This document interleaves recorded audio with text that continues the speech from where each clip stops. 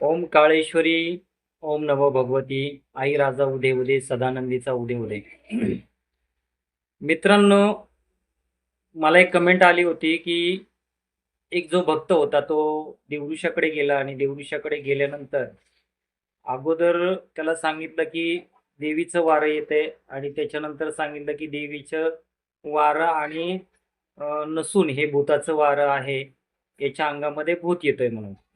आता भूताचं वारं जर म्हटलं आपण आणि देवीचं वारं, तर याच्यातला फरक आपण कसा ओळखायचा किंवा काय याच्या महत्त्वाचं बघणं गरजेचं आहे. तर चला नमस्कार. मी आई भक्त आपल्या आई भक्त चॅनलवरती सहर्ष स्वागत करतो आणि आज सगळ्यात महत्त्वाचा की सर्वसामान्य भक्तांना सुद्धा कळालं पाहिजे की आपल्या घरातल्या महिलेवरती भुताचं वाऱ्याचा संचार होतोय का गडी माणसावरती भुताच्या वाऱ्याचा संचार होतोय का खरोखर देवाचा संचार होतोय आज आपण हे पाहणार आहोत. तर ज्यावेळेस दैवाचं किंवा देवीचं किंवा देवाचं वारं ज्यावेळेस येतं तर देवाचं वारं कोणाचं असतं तर देवाचं वारं ज्यावेळेस येतं आपल्याकडे मग कधी कधी काय होतं की आपल्या कुलदैवीचं वारं असतं किंवा कुलदैवताचं असतं. मग त्याच्यामध्ये खंडोबाचं असेल किंवा तुमचं ज्योतिबाचं असेल, मायक्का असेल, काळूबाई असेल, अंबाबाई असेल किंवा महालक्ष्मी असेल किंवा कोल्हापूरची महालक्ष्मी असेल, त्यानंतर सप्तशृंगी असेल. म्हणजे असे बरेच काही वारे आहेत की ते कदाचित हे देवाचे वारे असतात आणि देवाचे वारे म्हणजे एक सौम्य स्वभाव असतो आणि ते कोणावरती रागवत नाहीये किंवा कोणाला दुखवत नाहीये. म्हणजे त्या वारं एकदम शांत असतं. त्याचे लयबद्ध त्याच्या तालावरती ते वारं खेळलं जातं. आता याच्यामध्ये काय होतं, की ज्यावेळेस भुताचं वारं एखाद्या शरीरामध्ये भुताचं वारं म्हणजे काय, की आता पहा देव आणि भूत याच्यामधला जर डिफरन्स पाहायचा गेला, तर देव म्हणजे काय, की पवित्र आत्मा आहे. ते जनकल्याणासाठी, जगाच्या कल्याणासाठी ते कार्य करत असतात. म्हणजे ते देवाचं वारं असतं आणि भूताचं वारं म्हणजे काय, ज्या अतृप्त आत्मा असतात आणि त्या शरीरावरती हावी होतात. आता भूताच्या वाऱ्यामध्ये पण भूताचंच वारं म्हणता येणार नाही. त्याच्यामध्ये आणखीन भरपूर कारणं असतात. आता भरपूर कारण जर पाहायला गेलो आपण, तर काय होतं, की काही लोकांनी जे आपल्यावरती आपल्या परिवाराचा किंवा आपल्या अ, वाईट विचार करणारे असतात, तर ते काय करतात, की मग मुंजा चढवला जातो किंवा करणी कवटाळ केलं जातं. अशा प्रकारचे भरपूर काही भानामती केल्या जातात किंवा मग स्मशानातून एखादी बाळंतीण बाई आणली जाते, ती चढवली जाते किंवा मग एखाद्याचा ॲक्सिडेंटली मृत्यू झालेला असतो किंवा मग तो मेल्यानंतर काय होतं, की तो आत्मा काय म्हणतात ना, अतृप्त मेलेला असतो. त्याला म्हणजे काय म्हणतात ना, ॲक्सिडेंटली गेलेला असतो. त्याच्यामुळं काय होतं, की तो आत्मा हा भटकत राहतो आणि त्यामुळे तो आत्मा एखाद्याच्या शरीरावरती प्रवेश करतो. त्याला आपण भुताचं वारं पण म्हणलं जातं. ठीक आहे. दुसरी गोष्ट काय होतं, की हा काय म्हणतात त्याला खैस असतो. कधी-कधी हा खैस पण माणसाच्या शरीरामध्ये लागतो. म्हणजे तो पण खैस म्हणजे काय, की बिना लग्नाचा जो व्यक्ती मृत्यू पावलेला आहे, हा खैस स्वरूपाने तो हे होतो. तर असे भूतांचे भरपूर प्रकार आहेत. पण आता ते भूतांचं वारं ज्यावेळेस येतं, त्यावेळेस भूताचं वारं आल्यानंतर काय होतं, ते किरकळच आवाज देतं. त्यांचा आवाज म्हणजे मोठमोठ्याने असतो. त्याच्यानंतर ते स्वतःला इजा करून घेतात. ते दुसऱ्याला पण इजा करण्याचे धोके असतात. मुळात म्हणजे हे भुताचं वारं जे असतं हे रागीट असतं आणि हे सगळ्यांना त्रास देणारं असतं. हे आपल्याला ओळखायचं मेन कारण काय आहे, की भुताचं वारं आणि देवाचं वारं. देवाचं वारं सौम्य, शांत, त्याच्या लयबद्ध तालेमध्येच त्याच्या जे म्हणजे धून आहे, त्याचा ताल आहे, त्या तालावरतीच ते वारं चालत राहतं. दुसरी गोष्ट भुताचं वारं हे काय तुम्हाला ओळखून जायचं असेल तर ते रागीट असतं. ते दुसऱ्यावरती रागवतं, डोळे फाडतं, डोळे वटारून बघतं. म्हणजे अशा प्रकारे हे भुताचं वारं आणि देवीचं वारं काय आहे ते अशा प्रकारे आपण ओळखले जाऊ शकतो. तर अजून आपण पुढचा पॉइंट बघूया, की भुताचं वारं आणखीन आणि देवीचं वारं कसं ओळखायचं ते. ज्यावेळी पण या भुताचं किंवा देवीचं वारं येतं त्यावेळेस याच्यात शारीरिक हालचाली काय असतात?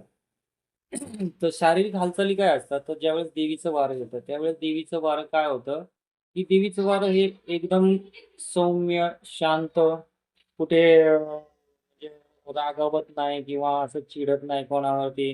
दुसरी गोष्ट ते सात्विक वारं असतं. त्यावेळेस सात्विक वारं असल्यानंतर ते वारं काय करतं, की कुंकवाचा मान मागणं, त्याला हळदी-कुंकू लावणं किंवा फुलं देणं, फुलं घेणं, काय? तर अशा प्रकारे हे देवाचं वारं असतं.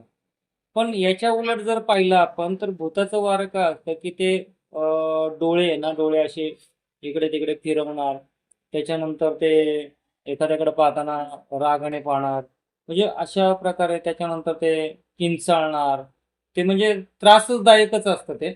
म्हणून तुम्ही ते भूताचं वारं ओळखू शकता. आता काही काही केसेसमध्ये काय होतं की भुताचंच वारं असतं असं काही विषय नसतो. करणीचं वारं पण चढवलं जातं, मुंजाचं वारं पण येतं. म्हणजे काय होतं की हे जे अतृप्त आत्मा आहेत किंवा ह्या ज्या याला आपण तामसी शक्ती म्हणतो, ह्या तामसी शक्ती माणसाच्या शरीरावरती हावी होतात आणि त्याच्यानंतर मग ह्या काय म्हणतात ना, त्या माणसाला त्रास द्यायला सुरुवात करतात. आता काही काही ठिकाणी असं होतं की देव बांधून सुद्धा काय म्हणतात ना, एखाद्याचे घरातले देव बांधणे. देव बांधणे म्हणजे काय केलं जातं की देवाला एक चौकट टाकली जाते की तू म्हणजे त्या देवाला धरूनच कार्य केलं जातं. त्याच्यामुळे ते ओळखणं जरा अवघड पण जातं. त्या ओळखण्यासाठी पण त्यासाठी एखादा तज्ञ माणूसच पाहिजे त्या गोष्टीसाठी. तर हे महत्वाचं त्याच्या शरीरात होणाऱ्या अवयवांमध्ये म्हणजे शरीराचे अवयवांची काही लक्षणं आहेत. चला तर आता आपण पुढं पाहूया. आणखीन मंदिरात गेल्यानंतर देवीचं वारं किंवा देवीचं वारं येतं का नाही येतं, कसं होतं? मंदिरात गेल्यानंतर देवीचं वारं हे तर मुळात म्हणजे काय म्हणतात ना, देवीचंच वारं मंदिरात जाऊ शकतं. दुसरं वारं लवकर मंदिरात जात नाहीये. त्याला जबरदस्तीने आतमध्ये न्यावं लागतं. परंतु भुताचं वारं शक्यतो मंदिरात जाण्यासाठी नकार देतं. त्याला हातपाय बांधून, त्याला कसाही उचलून तिथपर्यंत न्यावं लागतं. पण तो कधीही भुताचं वारं तिथे देवाची गर्जना करत नाही. तिचं जो साक्षात्कार त्याच्या आतमध्ये जे त्या माणसाच्या शरीरामध्ये, त्या स्त्रीच्या, पुरुषाच्या शरीरामध्ये जे काय आहे ना, ते समोर येतं आणि ते समोर आल्यानंतर काय, ते स्वतःची म्हणजे काय जो कोणी आहे ना त्याच्या आतमध्ये ते उलगडायला लागतं. आणि शक्यतो ह्या गोष्टी काय होतात, की ज्या ठिकाणी म्हणजे देवळात गेल्यानंतर ह्या गोष्टी होतात. पण जर एखाद्या ठिकाणी तुम्ही गेले, एखाद्या ठिकाणी गेल्यानंतर त्या जो ते भुताचं वारं असतं ना, म्हणजे आता काय होतं, की आपण भरपूर भोंदू ठिकाणी त्यांना फिरवत राहतो. पण ज्याच्याकडे तेच कार्य करण्याची क्षमता आहे ना, अशा लोकांकडे नेल्यानंतर तुम्ही ते झटकीपट बाहेर काढू शकता त्याला, त्याचा काही विषय नाहीये. परंतु अशा ठिकाणी जर घेऊन गेले तुम्ही त्यांना, की भोंदू आहेत अशा ठिकाणी घेऊन गेले, तर ते तुम्हाला 2 पैशाला लुटणार आहे, 2 पैशाला लुबाडणार आहेत. काय आणि काही काही वेळेस भुताचं वारं म्हणा किंवा अंगातलं वारं जरी असलं ना, तरी एक मानसिक दबाव पण माणसाच्या शरीरामध्ये असतो. काय मानसिक दबाव असतो, काहीतरी जुन्या गोष्टी त्याच्या मनावरती दबलेल्या असतात म्हणून त्याला मानसिक रोगी पण म्हणलं जातं. परंतु वाऱ्याच्या प्रकारामध्ये मानसिक रोगी नसतो. काय जो खरं वार आहे ना, तो मानसिक रोगी नसतो. तो फक्त त्या देवीच्या तालावरती आणि तिच्या नामावरती, तिच्या पदावरती तो तिचं गाणं लावलं तरच ज्यावेळेस तिची आरती, भजन, कीर्तन जे काय देवीचं असो, देवाचं असो, त्याच टायमाला ते देवाचं वारं हजर होतं. किंवा अशा ठिकाणी जर किंचाळणारं वारं असेल, ते रागीट असेल, ते डोळे फिरवत असेल, तर असं समजून घ्या की ते भूत भूताचं वारं आहे किंवा भूत, प्रेत, पिशाच्य त्या व्यक्तीला काय म्हणतात ना, त्याच्यावरती छाया पडलेली आहे. म्हणून हे सोपे पद्धती आहेत, की भुताचं वारं काय आहे आणि देवीचं वारं काय असतं हे ओळखण्याचे याच्यामध्ये काही गोष्टी आहेत. आता दुसरी गोष्ट महत्त्वाची, की मला एक सांगायचं आहे, की काही काही ठिकाणी काय होतं, की आपण भूतसुद्धा एखाद्याचा देवाला बांधून जर भूत केलेलं असेल, बांधून केलेलं असेल म्हणजे काय देवाला धरून केलं जातं, बांधून नाही केलं जात. ती आदिमाई शक्ती आहे. तिला बांधणं एवढं काही सोपं नाही. त्याच्यामुळं त्याला धरून अनुसरून काय केलं जातं, की काही क्रिया केल्या जातात आणि त्या क्रिया केल्यानंतर काय होतं, की ते वारं कधी-कधी देव्हाऱ्यात पण येतं, ते हसतं, बोलतं, सगळ्या गोष्टी होतात. आता उदाहरण सांगितलं तुम्हाला तर मी एक सिंपलचं उदाहरण सांगतो तुम्हाला. माझ्याकडे एक पेशंट आलं होतं आणि त्याच्यावरती मुंजा चढवला होता. काय चढवलं होतं? मुंजा चढवला होता. तर ते मुंजा जो आहे, तो मुंजा म्हणजे हा एक चेड्याचा प्रकार आहे आणि हा मुंजा चढवला होता. तर मुंजा चढवल्यानंतर हा मुंजा जो होता, तो कोकणातून आणला होता. कोकणी मुंजा होता. म्हणजे कोकणी चेडा म्हणू आपण त्याला. तो कोकणी चेडा चढवला होता. म्हणजे कोकणी चेडा आणि मुंजा थोडासा वेगळा प्रकार आहे. पण म्हणजे नावं वेगवेगळी आहेत. पण कोकणी चेडा वेगळा, मुंजा चेडा वेगळा असे 52 चेडे आहेत. त्याचा काही विषय नाही. तो आपण नंतरचा टॉपिक आहे. पण तिच्यावरती तो कोकणी चेडा चढवला होता आणि कोकणी चेडा हा कोकणातून सोडला होता. त्या मुलीला त्याची परिस्थिती आता ती त्यांच्या घरामध्ये तुळजाभवानी असताना, आई काळूबाई असताना सुद्धा तो कोकणी चेडा त्यांच्या घरामध्ये राहत होता, वावरत होता. परंतु नंतर ते आपल्या गादीवरती आल्यानंतर, आपल्या देवावरती आल्यानंतर माझी गादी म्हणजे सिंपल साधी आहे. कारण मी सोंग ढोंग केलेलं नाहीये तिला किंवा लोकांसारखं नाहीये. आणि त्याच्यामुळे काय आहे की आपलं नॉर्मल माझी घरची मूर्ती आहे, पण आदिमायाशक्ती आई जगदंबा आणि आई काळेश्वरी माझ्या मनामध्ये आहे, माझ्या रक्तात वाहते. त्याच्यामुळे दुसरा विषय नाही, तो मी ओळखून घेतलं सगळं काय. आणि मग तो त्या क्षणी तो मुंजा बोलता केला, तो बोलायला लागला.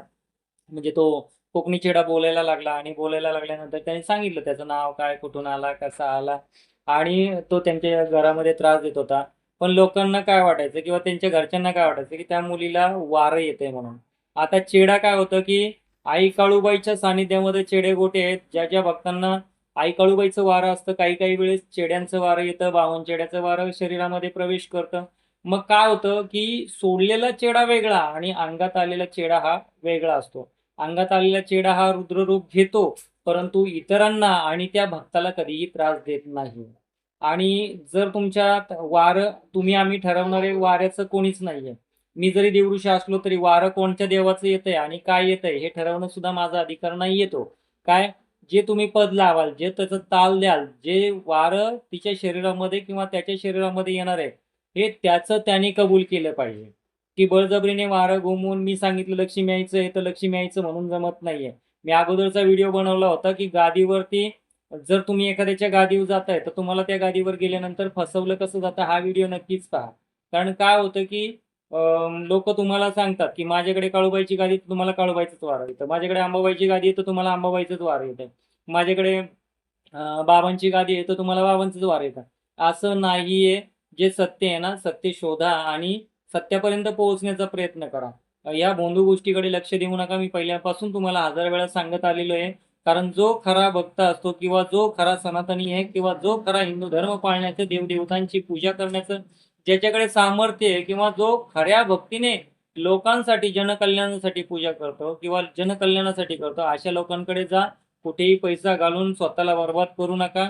धन्यवाद. एवढंच मला सांगायचं होतं की भूताचं वारं काय, देवी देवतांचं वारं काय, हा सगळ्यात मोठा फरक आहे. धन्यवाद.